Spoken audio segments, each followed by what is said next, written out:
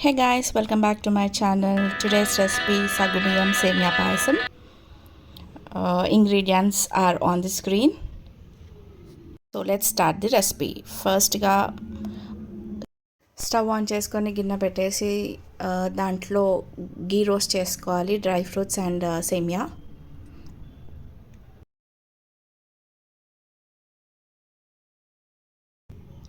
అవి తీసి పక్కన పెట్టేసుకొని అదే గిన్నెలో మిల్క్ ఇంకా ఇలాచీ పౌడర్ వేసి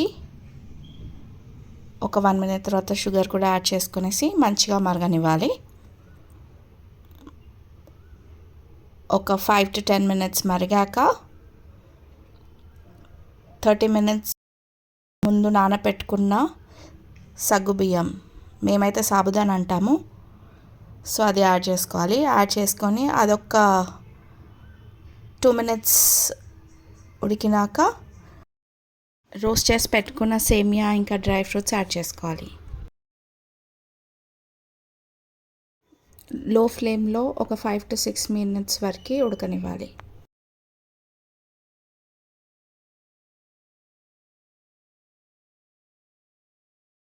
దించే ముందు కొంచెం మిల్క్ మేడ్ యాడ్ చేసుకుంటే టేస్ట్ ఎన్హాన్స్ అవుతుంది. That's it, we're ready with Sagubiyam Semia Payasam. Hope you like the video guys. If you like the video, please like, share and subscribe to my channel. Thank you for watching.